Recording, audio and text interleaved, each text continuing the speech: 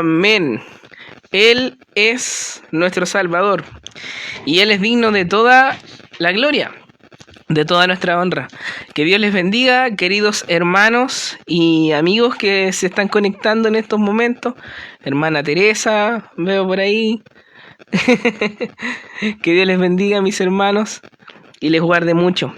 Bien, estamos otro momento, otra tarde, ya prácticamente noche, de este miércoles, para compartir un pequeño devocional, ¿cierto? Que podamos compartir los unos los otros un momento de escuchar hermosas alabanzas, compartir la oración y una reflexión de la palabra del Señor. Así que les deseo, mis hermanos y amigos que se estén conectando, que Dios les bendiga mucho. Y les ruego que me acompañen, ¿cierto? Porque vamos a hacer una oración, dándole gracias al Señor porque podemos tener este momento de comunión a la distancia, podría decirse. Y porque en breve, después de escuchar la siguiente alabanza, vamos a tener una reflexión de la palabra del Señor. Oh Dios y Padre Celestial, nos presentamos delante de tu presencia en el nombre de nuestro Señor Jesucristo, por medio de quien hemos recibido reconciliación, redención, Señor, el perdón de nuestros pecados.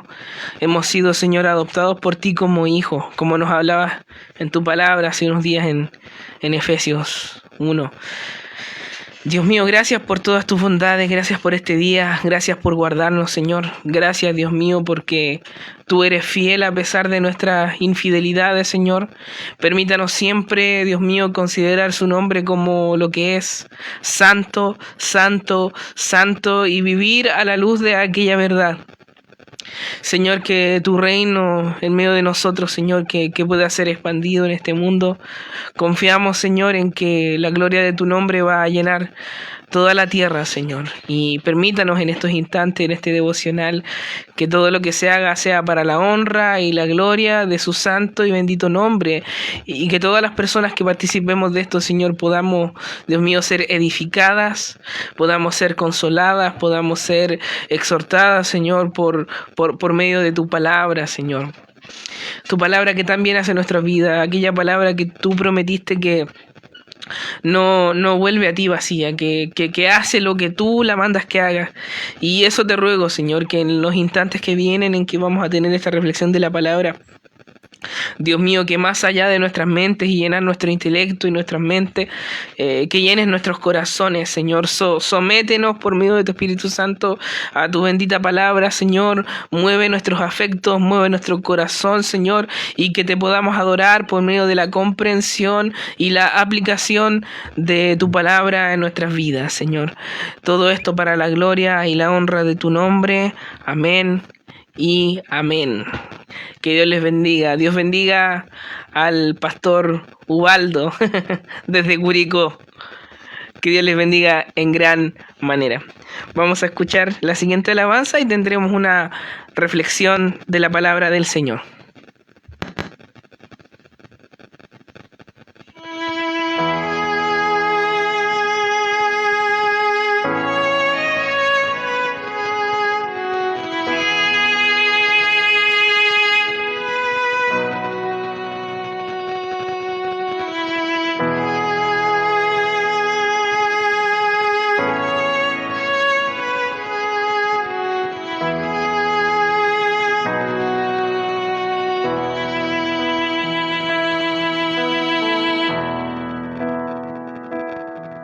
Llevaste mis pecados en la cruz, tu justicia me dio luz en la oscuridad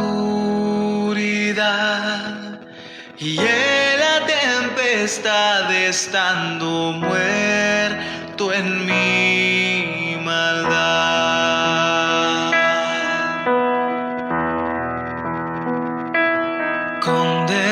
Condenado por mi impío corazón, separado del dador de la vida y de la verdad, mas tu redención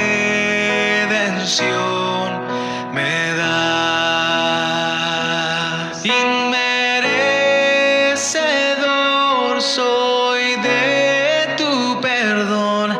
Es tu gracia la que me salvó, incomparable es tu amor, Jesucristo Salvador.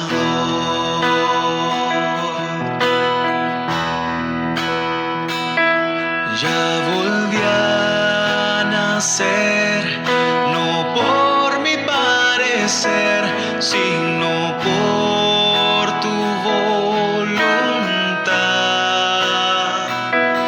Tu misericordia y tu majestad, Dios eterno en santidad.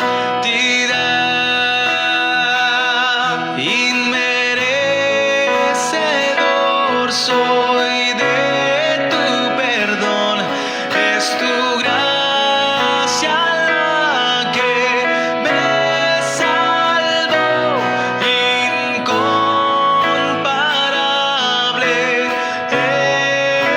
es tu amor, Jesucristo. Inmerecedor soy de tu perdón, es tu gracia la que me salvó, incomparable es tu amor, Jesucristo Salvador, Jesucristo Salvador, Jesucristo Salvador.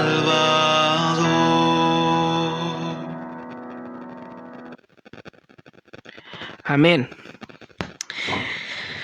Que el Señor sea glorificado en medio de nosotros, mis hermanos. Bendita gracia que el Señor ha tenido con nosotros. Porque podría habernos dejado, ¿no? Podría habernos dejado nuestro propio andar, bajo nuestra propia inteligencia, bajo nuestras ideas, nuestras convicciones, nuestras metas, los caminos que nosotros queríamos tomar para nosotros, pero son caminos de muerte. Éramos exactamente lo igual que como está el mundo completo, ¿no? Perdido, sin Dios, desviándose, cayendo de pecado en pecado, con abandonos, con tristezas, con pena. Entonces el Señor se conmiseró de nosotros, se conmiseró de su pueblo, y por medio de Jesús nos dio redención. Que el Señor sea glorificado por su gracia. Amén. Bien, mis hermanos, la reflexión de la palabra del Señor se va a encontrar en el Salmo 14. Salmo 14, ¿cierto? Como lo he dicho, a la mitad de su Biblia, ahí se encuentran los salmos, y es el Salmo 14, el salmo en el que vamos a estar reflexionando en estos momentos. Si lo ha encontrado, lo invito a que me acompañe en la lectura de allí de donde se encuentra, ¿cierto? De su casa, quizás en su cama, quizás en el escritorio, ahí sentado frente a su tacita de té, o desde el trabajo. El Señor sabe. Pero acompáñeme. Salmo 14. Dice así: dice el necio en su corazón, no hay Dios. Se han corrompido, hacen obras abominables. No hay quien haga el bien. Jehová miró desde los cielos sobre los hijos de los hombres para ver si había algún entendido que buscara a Dios. Todos se desviaron, a una se han corrompido. No hay quien haga lo bueno, no hay ni siquiera uno. ¿No tienen discernimiento todos los que hacen iniquidad, que devoran a mi pueblo como si comiesen pan, y a Jehová no invocan? Ellos temblaron de espanto, porque Dios está con la generación de los justos. Del consejo del pobre se han burlado, pero Jehová es su esperanza. Oh, que de Sión saliera la salvación de Israel. Cuando Jehová hiciere volver a los cautivos de su pueblo, se gozará Jacob y se alegrará Israel. Amén. Acompáñame en una oración. Señor, te ruego que me acompañes, Señor, en estos momentos, que lo que salga de mi boca, que los pensamientos, Señor, sean acordes, sean fieles, Señor, a tu escritura.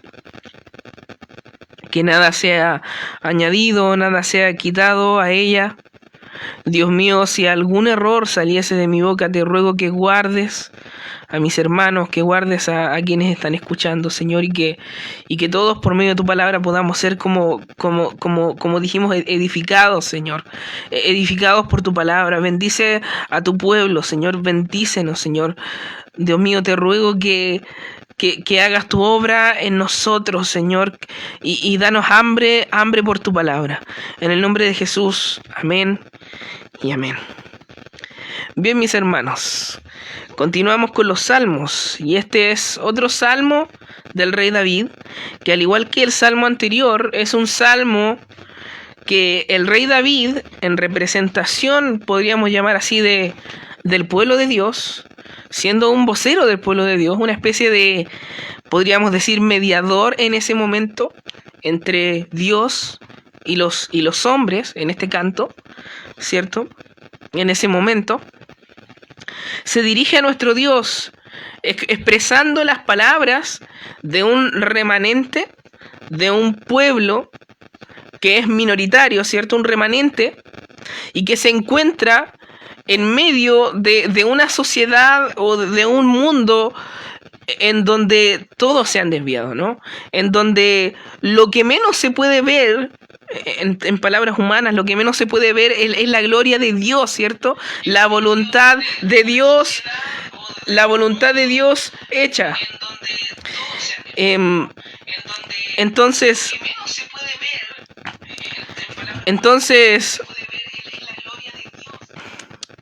en esa situación es que David canta al Señor, expresando, ¿cierto?, este infortunio en el corazón. Y es bueno comenzar de esta manera, esta reflexión, porque no creo que sea muy diferente de nuestros tiempos.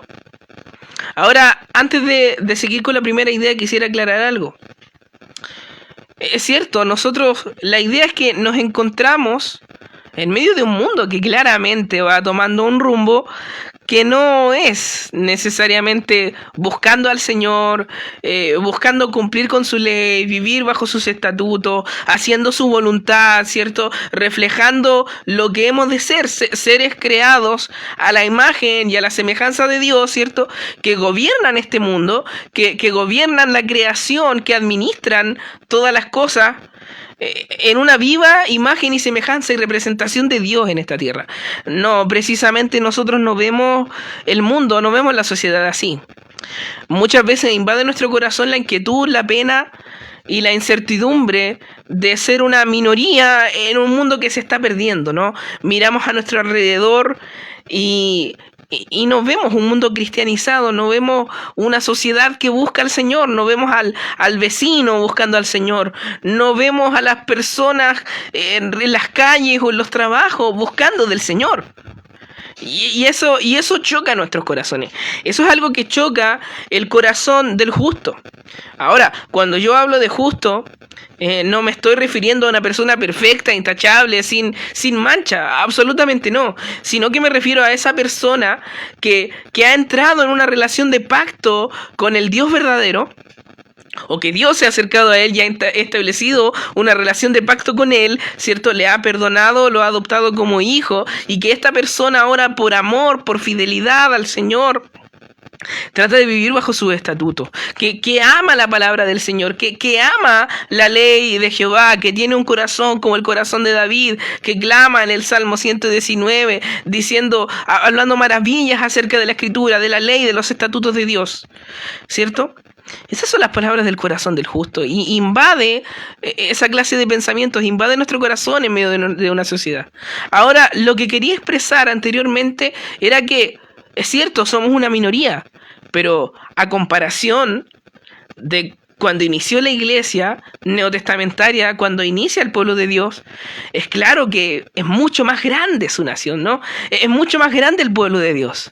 El pueblo de Dios desde podríamos decir desde Adán, ¿cierto? Y después ya la iglesia neotestamentaria ha ido creciendo, ha ido avanzando alrededor del mundo. Somos muchos más de los que fueron en un principio.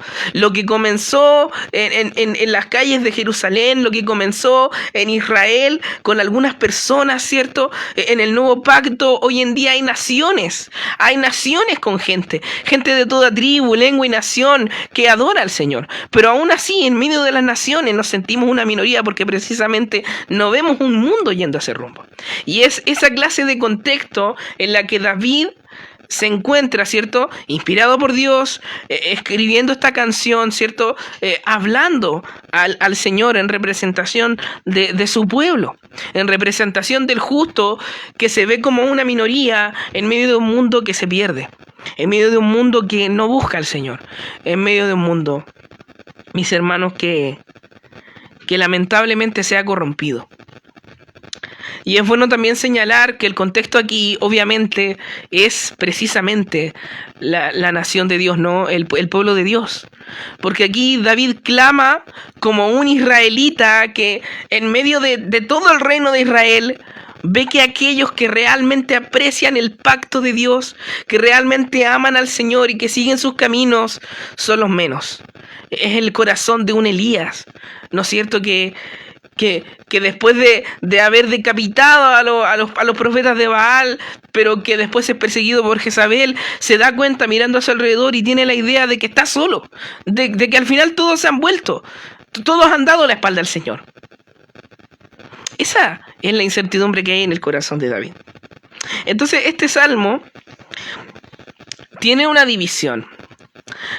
Se divide o se constituye en tres partes. En primer lugar, habla acerca de que el pecado y la corrupción se encuentran en todas partes. Por donde se mire hay pecado, hay corrupción, vemos personas lejos de Dios, ¿cierto? Y eso sería entre el versículo 1 y el versículo 3. Después vamos a ver a Dios castigando a los malos, ¿cierto? Que Dios va a castigar a los malos y que va a proteger a aquellos que son perseguidos o a aquellos que padecen a causa de verse en medio de un mundo, de un contexto, de una sociedad, o en este caso de la nación de Israel, David y los justos, ¿cierto? Que aborrecen al Señor y que los afligen a los que son fieles al Señor. Eso es entre los versículos 4 y 6. Y al final vamos a ver cómo David culmina, que esto es lo que me encanta de estos cánticos, oraciones cánticos que escribe David, que el Señor inspira en este himnario sagrado que son los salmos, porque termina en esperanza, termina algo que comienza con incertidumbre, algo que comienza con dolor, algo que comienza con desesperación, termina con esperanza, termina con una adoración, una alabanza, una confianza en que el Señor al final hará su voluntad agradable y perfecta y que podremos gozarnos en esa voluntad. Entonces comenzamos, lo describe así David. Versículos del 1 al 3, dice: el necio en su corazón, no hay Dios, se han corrompido, hacen obras abominables, no hay quien haga el bien. Jehová miró desde los cielos sobre los hijos de los hombres para ver si había algún entendido que buscaran a Dios. Todos se desviaron, aún se han corrompido, no hay quien haga lo bueno, no hay ni siquiera uno. David está describiendo la situación en la que se encuentra, aquello que lo aflige y aquello que también aflige al hombre que está que ama al Señor, al hombre que está desde adentro en una relación de pacto con el Señor, que el Señor se ha acercado a él. ¿Qué es lo que describe? Lo primero que David menciona en esto es que él ve cómo a su alrededor abunda la necedad. Fíjese lo que dice. Dice el necio en su corazón, no hay Dios. Dice el necio en su corazón, no hay Dios. Son un poco fuertes las palabras, ¿no es cierto?, con las que comienza David. ¿Cómo es que describe a las personas que dicen que no hay Dios o que tratan de vivir una vida como si no hubiera Dios o que hacen y deshacen porque al final para ellos no hay Dios, no hay quien reine, no hay quien gobierne, no hay un ser supremo al que tengamos que darles cuentas? Él lo describe como necios. Y necio es una palabra que perfectamente se puede traducir en nuestro idioma como tonto, alguien estúpido. Pero esta palabra no se refiere a algo, podríamos llamarlo así, intelectual, racional, sino que la connotación de la necedad aquí no se trata de una persona que no tenga, llamémoslo así, entendimiento intelectual, saber algo, conocer algo, sino que más bien la palabra necio, cuando se usa en las escrituras, siempre se refiere a una persona que moralmente se encuentra incapacitada. Una persona que, entendiendo y conociendo la verdad, adopta una posición de rechazarla, de ir en contra. Eso es un necio. Es una persona que sabe la verdad, conoce la verdad, pero rechaza la verdad. Está en contra de la verdad. Actúa con necedad. No necesariamente carece de entendimiento. Puede que tenga entendimiento, puede que sea inteligente. Nosotros muchas veces podemos ver, conocer, entender, leer. Se nos ha hablado en los colegios de personas que son premios Nobel, por ejemplo, con muchos estudios, con muchas capacidades intelectuales, pero que aborrecen al Señor. Aborrecen a Dios, están en contra de Dios y escriben libros y participan en foros negando al Dios que hizo los cielos y la tierra, tratando de rechazar la cosmovisión cristiana, tratando de rechazar al Dios de la gloria que los creó. Entonces ellos no carecen de facultades intelectuales, pero ellos son necios, porque en sus corazones no se someten y rechazan a Dios. Y ellos hablan a sus conciencias, tratan de adormecer sus conciencias, diciendo, no hay Dios, no hay Dios. Actuemos como queramos, hagamos y deshagamos porque no hay Dios. Eso es lo que hace la necedad. Eso es lo que David está viendo en el pueblo del pacto, en Israel. Un montón de gente, la mayoría de gente, que es lo peor aún, es peor aún, porque podríamos llamarlo la gran iglesia antiguo testamentaria de Israel, en donde la mayoría actúa de una manera descarada, negando a Dios, actuando neciamente. Dice, se han corrompido, hacen obras abominables. No hay quien haga el bien. Fíjese bien la palabra que usa David aquí, corromperse. Cuando algo se corrompe, significa, mis hermanos, que comienza a deteriorarse de cómo se encontraba en su estado original o para lo que era. O sea, David aquí se refiere al pueblo de Dios que es llamado a ser una nación santa, que ha sido redimido, hablando del Israel del Antiguo Testamento por Dios, ¿cierto? Sacado de Egipto, librado de las manos de Cananeo, de cuánto pueblo había, ¿cierto? En ese sentido, redimido. Y que ha sido llamado a glorificar a Dios, pero sin embargo David ve que ese pueblo que ha sido favorecido por Dios, que Dios ha tomado como esposa, los ha adoptado como hijos, palabras, ¿cierto?, que se refieren al amor que Dios ha tenido con ellos, que le han rechazado, que se han corrompido, que le han dado las espaldas a Dios. Y como resultado de eso, hacen obras que son abominables. No sabemos en ciencia cierta a qué se refiere David aquí cuando habla de obras abominables. Pero podemos hacer una idea cuando leemos lo básico, ¿no? Que son la ley de Dios, los 10 mandamientos. O sea, eran personas que se habían vuelto realmente en contra de Dios, que negaban a Dios, que tenían el título de israelita, que tenían el título de ser pueblo de Jehová, pero que negaban a Jehová. Y al final concluye diciendo, no hay quien haga el bien. No hay quien haga el bien. Continúa, Jehová miró desde los cielos sobre los hijos de los hombres. O sea, Jehová desde su trono santo, desde su lugar de gloria, en su omnisciencia, en su omnipotencia, en su omnisciencia que Él todo lo sabe, David lo describe como mirando hacia la tierra, buscando a ver si es que hay alguien que no fuera necio, que no tuviese pecado en su corazón, o que el pecado no gobernase en su corazón, mejor dicho, y que buscara al Señor. Sin embargo, en el versículo 3 nos dice que la conclusión es que todos se han desviado. Son palabras duras. Todos se desviaron. Fíjese bien, David, o un remanente junto con David, mirando a su alrededor y viendo tanta decadencia en medio del pueblo de Dios, en medio de esa nación, podríamos decirlo, en medio de esa sociedad, tanta decadencia, para concluir y usar una palabra hiperbólica diciendo, todos se desviaron. O sea que si David miraba al pueblo y a la nación del pacto, lo único que David miraba era un grupo de gente que se habían desviado, que habían dado las espaldas a Dios. Y vuelve a usar la palabra, se han corrompido, es la segunda vez que lo dice. A una se han corrompido, o sea, todos a una, en conjunto, al unísono, se corrompieron, volvieron sus espaldas, apostataron. No hay quien haga lo bueno, no hay ni siquiera uno justo. ¡Wow! ¡Qué increíble la situación en la que se encontraba David! ¡Qué grande la aflicción que tenía David!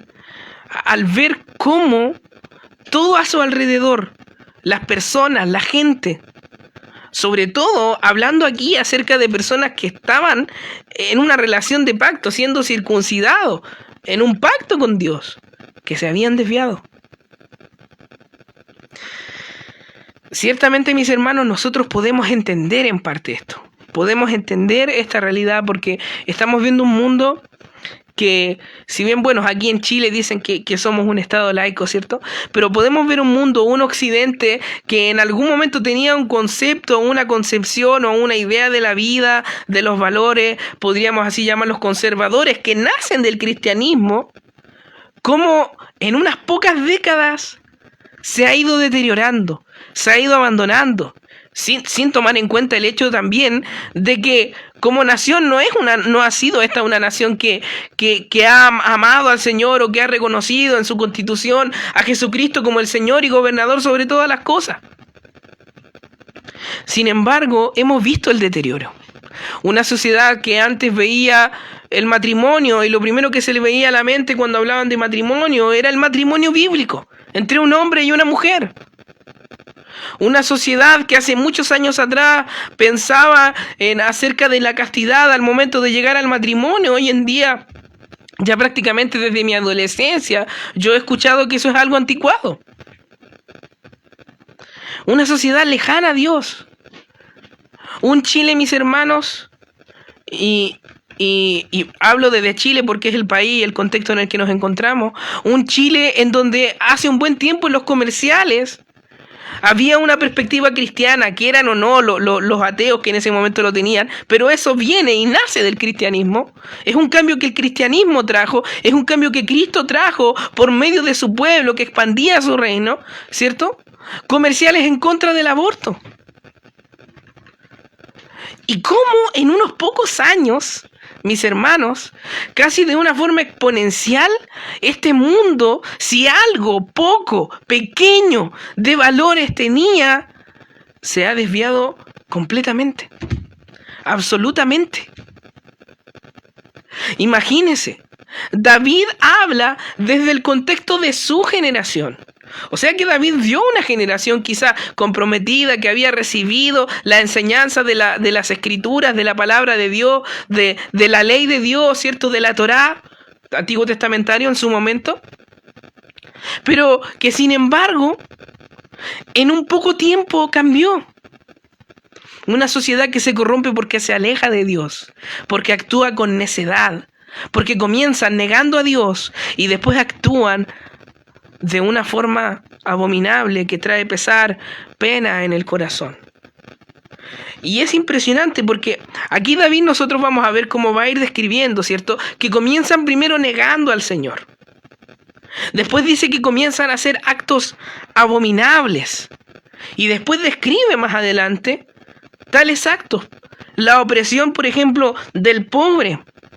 La maldad, el daño hacia el prójimo.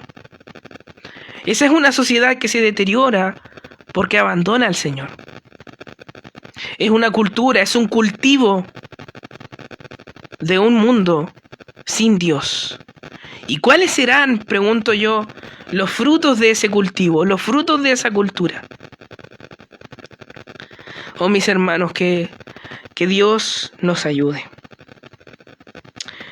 Continuamos, dice, ¿no tienen discernimiento todos los que hacen iniquidad? Se pregunta David. Que devoran a mi pueblo como si comiesen pan, y a Jehová no invocan. Se pregunta David, ¿acaso no tienen inteligencia? ¿No son capaces de cortar y dividir las cosas? ¿No son capaces de separar lo bueno de lo malo? ¿No saben distinguir entre el bien y el mal? ¿No saben distinguir que están actuando con necedad?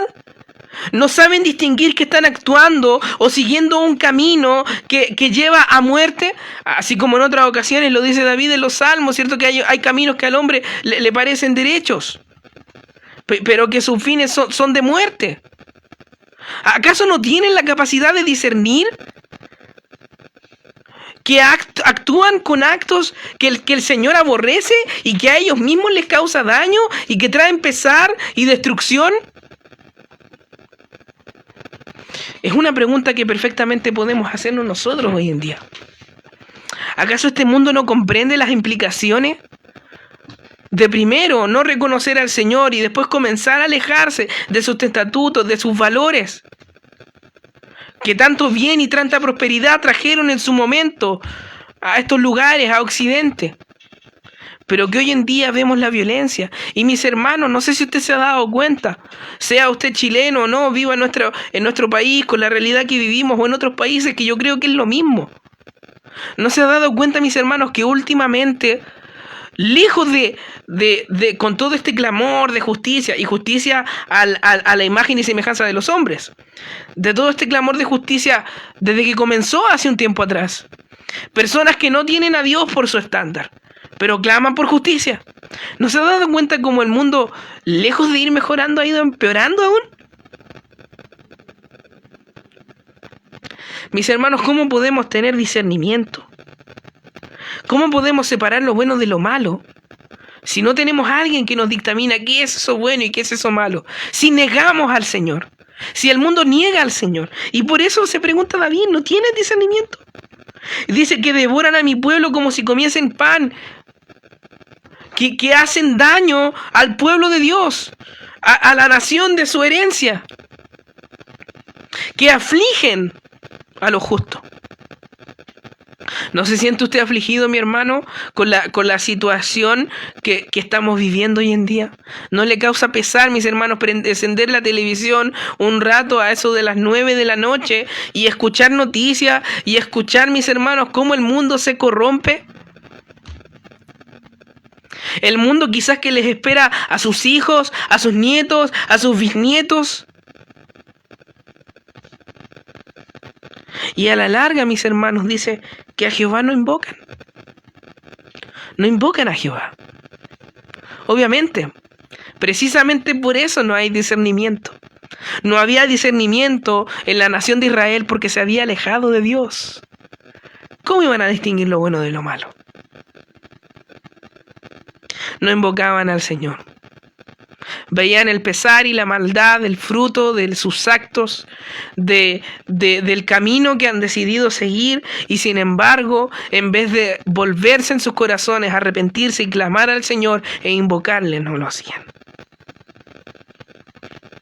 Es una situación triste y lamentable. Y hoy en día, mis hermanos, a la luz de nuestra realidad y de nuestro contexto, y hoy en día podemos estar al unísono con David, al unísono con aquellos santos que estaban de la mano con David y que estaban afligidos al ver cómo todos, por usar una hipérbole, se habían vuelto en contra de Dios. Así que pasamos de hablar del pecado y de la corrupción que se encuentran en todas partes, a ver ahora a Dios castigando a los malos y protegiendo a los perseguidos. Dice así: ellos temblaron de espanto, porque Dios está con la generación de los justos. Del consejo del pobre se han burlado, pero Jehová es su esperanza. Fíjese bien, una vez más plantea el salmista por medio de este cántico, oración cántico, es una mezcla, ¿no? Perfectamente podemos entender que es una oración, pero esto es un cántico. Nuevamente el salmista nos plantea esta idea. ¿Acaso ante todo lo que está ocurriendo el Señor está ahí inmóvil, podríamos decir indiferente, ignorando la situación, o como si no le importara, o sin saber lo que está ocurriendo? ¿Está el Señor quizás antipático frente a su pueblo? ¿Indiferente ante la situación que está sucediendo? Y la respuesta obvia es que no. En medio de un mundo que se aleja de Dios, que se sumerge en sus maldades, en sus pecados, en sus abominaciones, porque están en contra de Dios y de su ley, Dios no es el Dios de los teístas. No es el Dios de los deístas. Dios no es un Dios que creó este mundo y después lo dejó a su suerte. Dios no es un Dios que redime un pueblo, una nación, que hace una obra y después los deja a su suerte, a ver qué ocurre, a ver, arréglenselas solos. No. La certeza del corazón de David, un corazón afligido por ver tanta maldad que le rodea. Al cabo que puede decir de forma exagerada, quizás hiperbólica, que todos se han desviado, porque es la gran mayoría. Ese mismo David, de inmediato, continúa su oración y su cántico, hablando de Dios, que sí está realmente en favor de su pueblo. A pesar de las circunstancias, Dios está ahí, Dios está en conocimiento, y Dios, mis hermanos, no es indiferente, y Dios tampoco se queda de brazos cruzados. Aquí es donde vemos cómo la aflicción de David comienza a entrar en una, podríamos decir, una reflexión de lo que él conoce del Señor, para ir encaminándose hacia una esperanza. Fíjese bien, dice: ellos temblaron de espanto. David está hablando a futuro de algo que habría de ocurrir. Dice: ellos temblaron de espanto. O sea, está hablando en pasado, pero de algo que habría de ocurrir. Temblaron de espanto. ¿Por qué? Porque Dios está con la generación de los justos.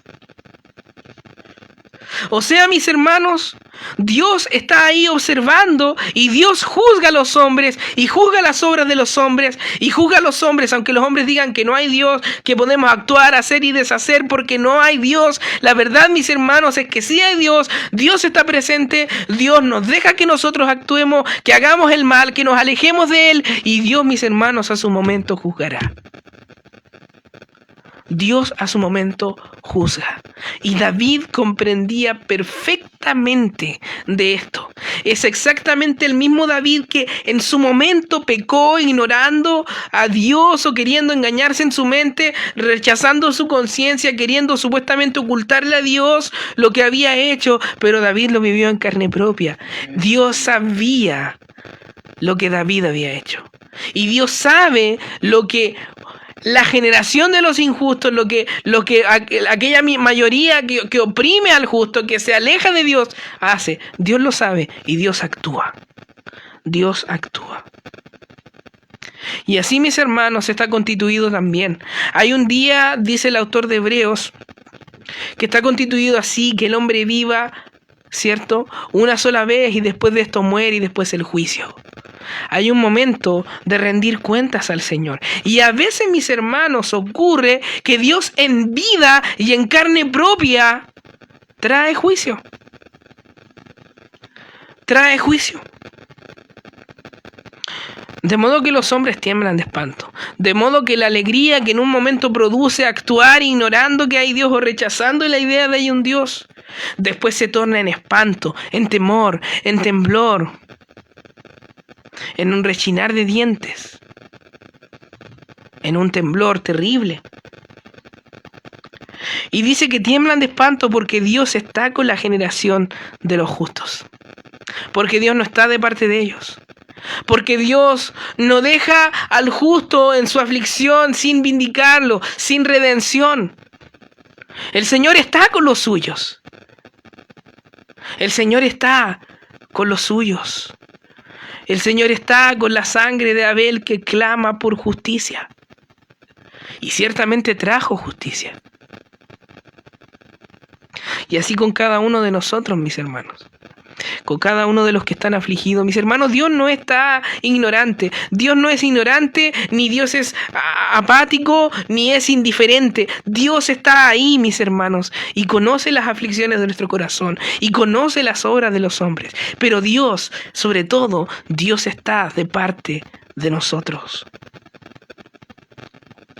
De manera, mis hermanos, que tal como dice la Escritura, que habrá un día que los justos resplandecerán, dice.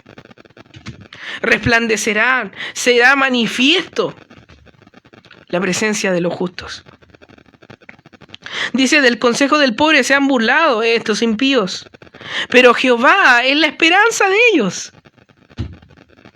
O sea, a pesar de las aflicciones que el mundo nos produce, a pesar de la constante persecución, a pesar del hostigamiento que pueda haber por el hecho de pensar diferente, de estar en contra de la corriente, de que aunque ellos rechazan a Dios y hacen y deshacen, ignorando sus mandamientos, estando en contra de sus mandamientos, esta clase de gente que David describe en el Salmo 2, ¿cierto? Que conspiran contra Dios y que tratan de echar de ellos sus ligaduras, sus decretos, sus leyes y que traman.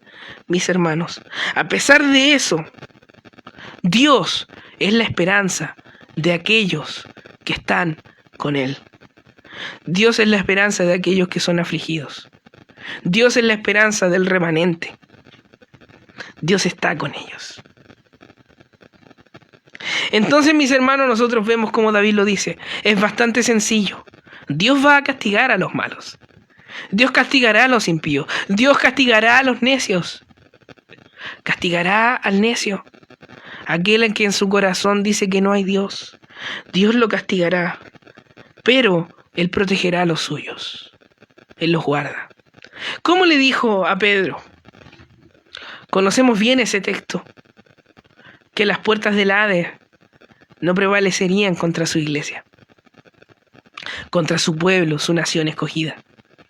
No prevalecerían. Y Dios ha sido fiel, mis hermanos.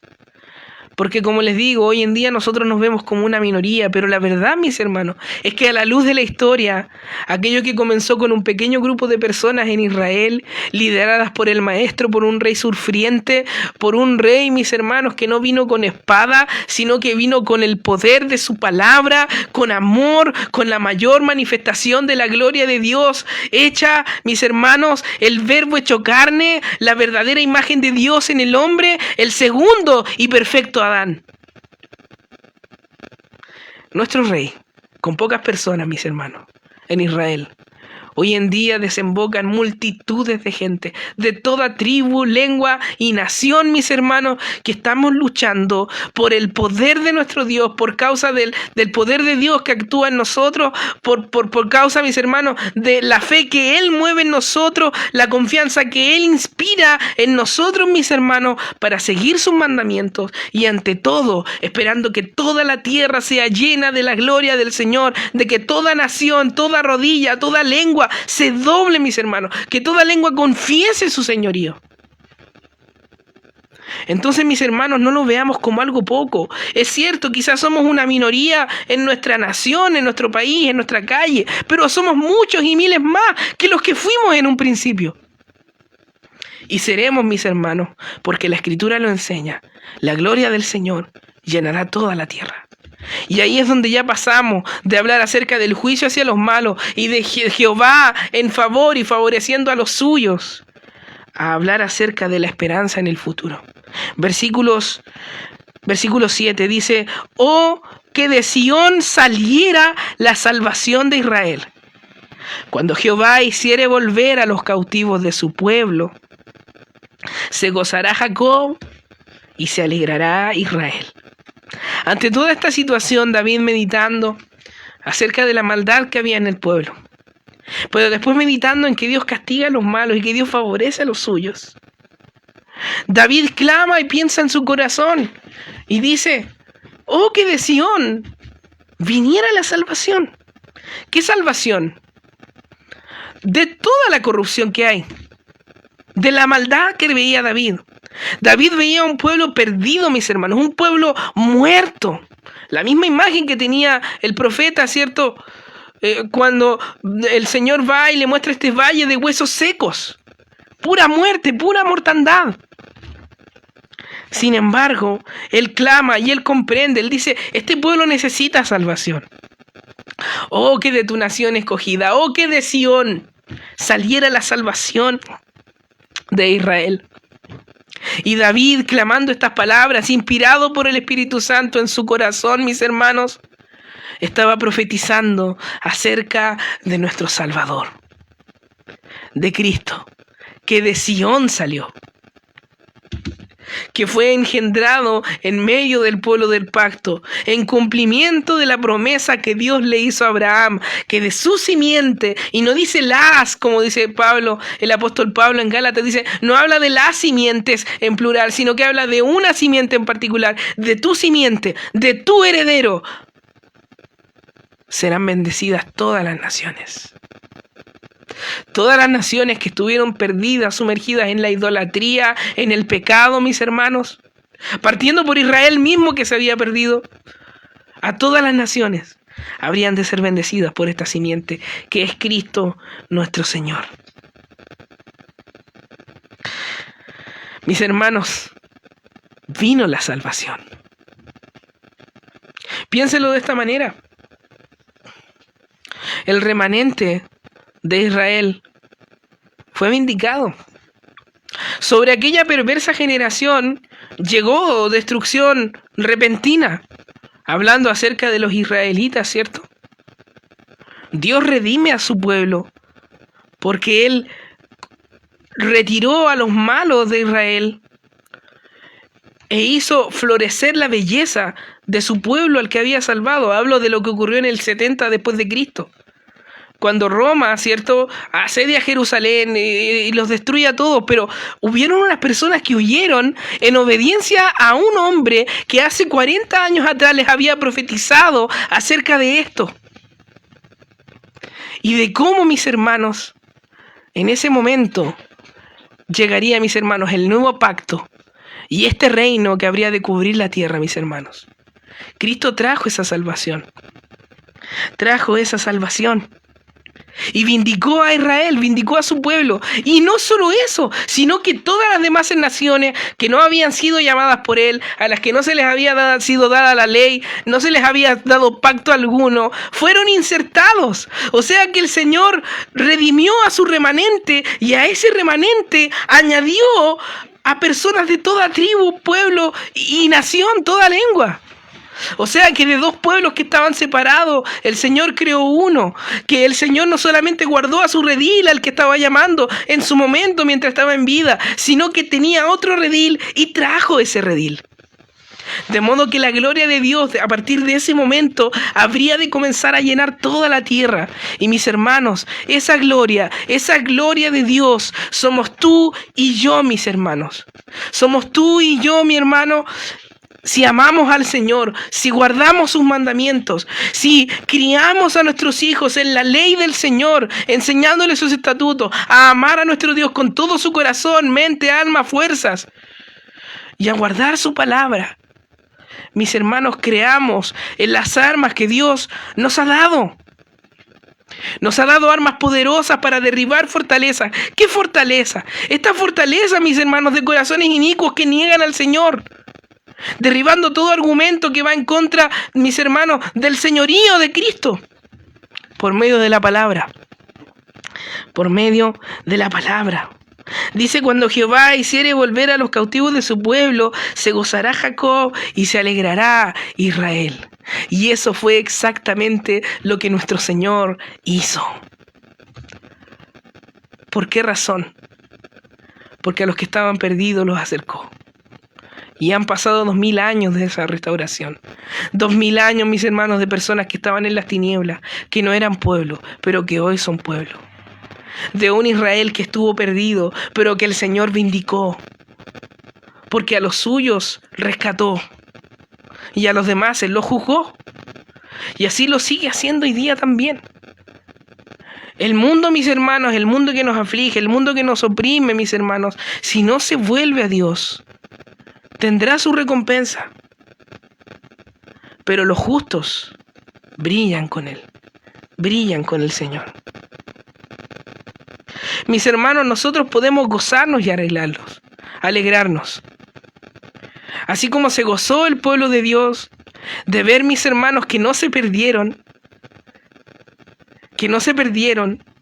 en medio de una perversa generación, y que incluso personas que ni siquiera conocían al Señor se estaban acercando y añadiéndose al pueblo bendito de Dios.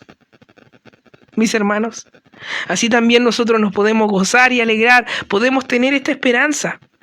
El Señor, mis hermanos, ha hecho con creces y verdaderamente su obra de restaurar a este mundo. Quizás hoy nosotros vemos, que son muchos, que es la mayoría, el mundo entero se ha vuelto en contra de Dios, pero está escrito.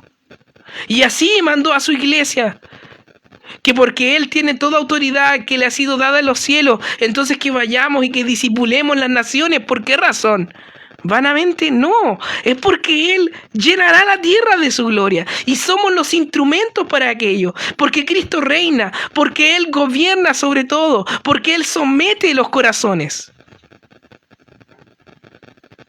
Así que podemos tener esperanza en el futuro. Claro, mis hermanos, Dios obra en medio de nosotros, hay una responsabilidad, absolutamente. Pero mis hermanos, ¿qué debemos hacer cuando vemos que los fundamentos son destruidos, que una sociedad se pierde? Mis hermanos, por el poder del Espíritu Santo, confiando en su palabra, confiando en las promesas de nuestro Dios, confiando en sus obras, vayamos, mis hermanos, y enseñemos de nuestro Dios. Evangelicemos a nuestra familia, a nuestros hijos, a nuestro vecino, a nuestro amigo. Hablemos de Cristo, hablemos de sus obras. Enseñemos todos sus estatutos. Vivamos una vida en donde todas las áreas de nuestra vida están sometidas a Él. Y veremos, mis hermanos, cómo por medio de la palabra siendo predicada y aplicada en nuestras vidas, el reino de Dios se expandirá y cubrirá todo. Cubrirá toda la tierra, mis hermanos. Porque así está escrito, que este reino es semejante a una semilla de mostaza, que es la semilla más pequeña, dijo nuestro Señor. Que tiene un crecimiento que dura muchos años, pero que pasando los años, en mucho tiempo, se convierte en un árbol gigantesco, dice que cubre toda la tierra, y que las aves de los cielos hacen nido en él. Ahí Jesucristo estaba describiendo el reino. Está describiendo, mis hermanos, aquello de lo cual nosotros somos instrumentos para que se construya en este mundo entero. Mis hermanos, dejemos de confiar en los hombres, dejemos de confiar en instituciones, dejemos de confiar en políticos, dejemos de confiar en el uso de las armas, de la represión, dejemos de confiar en tantas cosas vanas que confiamos y confiemos en la Escritura, confiemos en el Señor, confiemos en que Él es fiel con los suyos y hagamos lo que debemos hacer. Preocupémonos de nuestros hijos, de nuestras familias. Mis hermanos, pensemos en aquellos que vienen después. En vez de caer en la desesperación de ver un mundo que se pierde, mis hermanos, pongamos nuestra semilla, porque el Señor con cosas tan pequeñas ha demostrado por medio de su palabra que con cosas tan pequeñas Él puede hacer cosas tan grandes, mis hermanos. Si de lo vil y menospreciado, de lo débil del mundo, el Señor tomó, mis hermanos, para avergonzar a lo sabio, a lo que se ve sabio, a lo que se ve fuerte. Si tomó a un Moisés que apenas podía hablar para ir y rescatar a su pueblo de Egipto, simplemente con su palabra, simplemente Él acompañándolos. Tomó instrumentos tan serviles como Moisés para rescatar una nación. Tomó a un Elías, tomó a un Juan el Bautista, tomó a un David con una onda. Entonces, ¿acaso el Señor, con aquellas cosas que hagamos, mis hermanos, siendo fieles en lo mínimo, acaso no hará grandes cosas el Señor con ello? ¿No ha demostrado nuestro Dios que de las estériles ella puede hacer nacer naciones completas, como lo hizo con Sara? Entonces, mis hermanos, ante esta desesperación, que esta desesperación se llene de esperanza. Dios está con nosotros. Cristo vino. Él hizo su obra, Él trajo redención, Él nos acercó, mis hermanos. Cristo no hubiera venido, nosotros, quizás, bueno, partiendo porque ni siquiera existiríamos, quizás seríamos un pueblo, mis hermanos, idólatras, de dioses idólatras, haciendo sacrificios humanos, viviendo de una forma vergonzosa y horrible. Pero no, el Señor llegó a nosotros. Porque hubieron personas que confiaron en Él, porque hubieron personas que, a pesar de ver la maldad y la gran corrupción en su época, quizás verse inmersos en una sociedad terrible, ellos decidieron, mis hermanos, confiar en el Señor. Y así nosotros debemos hacerlo. Confiemos en el Señor. Presentemos nuestras inquietudes, nuestras oraciones dolorosas, mis hermanos, al ver un mundo que se pierde. Pero ante eso, terminemos con la esperanza, con la convicción y con la certeza de que Dios está con nosotros, mis hermanos, y que Dios hará su obra, y que eso nos lleve, mis hermanos, a ser fiel, aunque desde lo mínimo, a partir de lo mínimo, mis hermanos, y veremos cómo el Señor llena la tierra de su gloria. Quizás no nos toque a nosotros, quizás les toque a los que vienen, pero comencemos, mis hermanos. Seamos fieles en lo poco y el Señor nos pondrá sobre mucho. Que Dios les bendiga. Esta ha sido la reflexión de la palabra del Señor. Vamos a orar para poner término a este servicio y vamos también a entonar, o sea, a presentar personas en oración. Que Dios bendiga a nuestra hermana Silvia Rivera de Puerto Rico, que está viendo la transmisión, a la hermana Lindsay, que se le echa mucho de menos con su esposo, el hermano Andrew, y a todos los hermanos de la iglesia, a todos los hermanos que han podido ver esta transmisión. Que el Señor les bendiga en gran manera. A la esposa de nuestro pastor Ubaldo, que Dios les bendiga, que les guarde allá en Curicó, donde se encuentran. Así que vamos a orar para poner término al servicio y también vamos a presentar a las siguientes personas en oración. A Miguel Castillo, el esposo de nuestra hermana Teresa, ¿cierto? A toda su familia por la difícil situación, ¿cierto?, que están viviendo. A Manuel Espinosa y su familia, a nuestra hermana Vero, la Javiera, ¿cierto?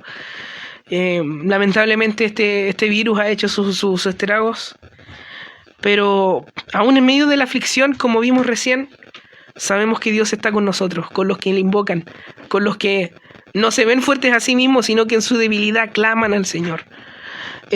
A la señora Nubia y a Jaime Flores, que están hospitalizados también por COVID, los vamos a presentar en oración y pondremos término a este servicio. Dios y Padre Celestial, te damos gracias, Señor, por el momento grato que hemos podido compartir.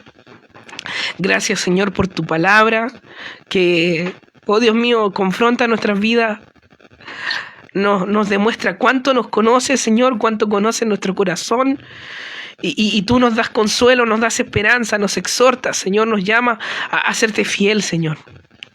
Gracias, Dios mío, por tu bendita palabra. Aplícala en nuestros corazones, Señor. Humíllanos, Señor, que podamos apreciar tu palabra como te apreciamos a ti, porque de ti viene, Señor. Bendíganos, Señor. Te pido, Dios mío, por las personas aquí presentadas, Señor, en oración. Dios mío, tú conoces lo que está pasando por sus corazones. Tráigales consuelo, tráigales fuerza, Señor. Tráigales paz. Te ruego, Señor, que Cristo gobierne en esos corazones, Señor, y que esos corazones puedan tener una paz que sobrepase todo entendimiento, a pesar de las aflicciones presentes que se están viviendo. Te ruego, Señor, que tú traigas conversión a los corazones, Señor, conversión a los corazones que aún están lejos de ti, Señor.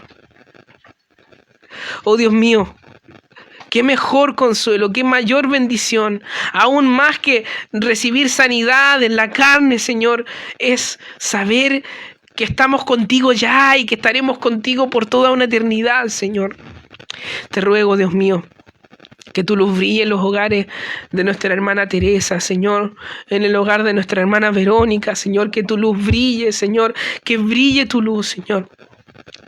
Y así como también estamos tristes, Señor, por las circunstancias que están pasando, te pedimos, Señor, bajo tu voluntad, que si tienes a bien hacer sanarle, Señor, que así sea, Señor. Pero sobre todo, que tú puedas vivir y morar en medio de ello. Asimismo, Señor, con la familia Flores, Señor. Traiga consuelo a ellos, a los que les rodean. Tráeles fortaleza. Y Dios mío, que ellos puedan ser para ti. Así como tú nos has tomado por posesión, nos has traído hacia ti. Tú nos enlazaste, Señor, con cuerdas de amor y de misericordia. Te ruego también por todas estas personas. Por mis hermanos, Señor. Gracias, Señor, por este devocional. Sea usted honrado y glorificado en todo, porque usted es digno, porque tú eres un Dios perfecto, porque eres un Dios santo, porque podemos confiar en ti. Bendito sea tu nombre. En el nombre del Padre, del Hijo y del Espíritu Santo. Amén y amén. Bien, mis hermanos, que Dios les bendiga y nos estaremos viendo, si el Señor lo permite, en una próxima transmisión el día domingo a las 10 de la mañana. Si hay algún cambio de horario, se va a estar avisando. Que Dios les bendiga mucho, mis hermanos. Escuchamos la última alabanza y ponemos fin a esta transmisión.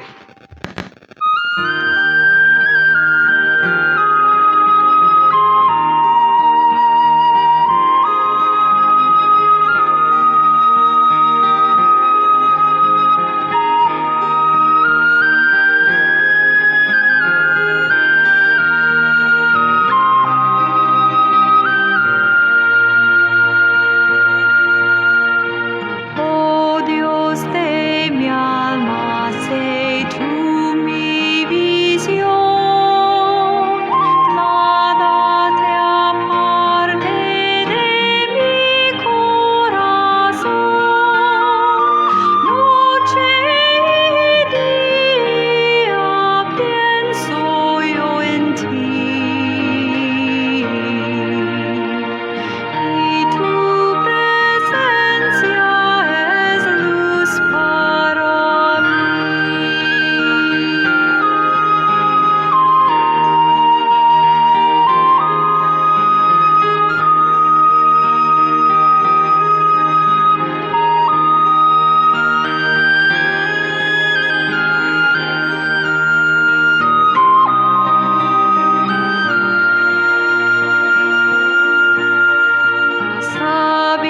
Sabiduría sé tú de mi ser, quiero a tu lado mi senda correr, como tu Hijo tenme, Señor, siempre morando en un mismo amor.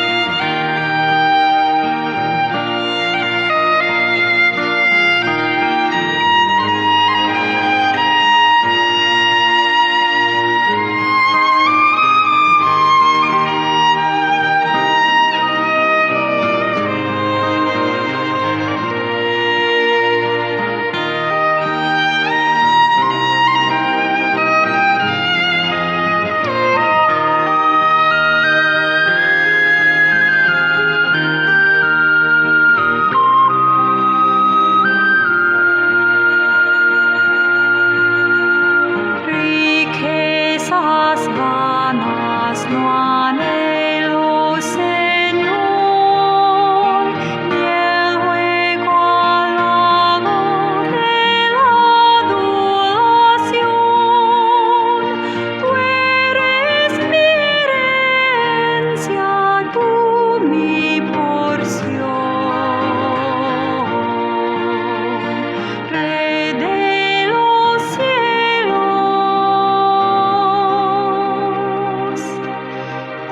son.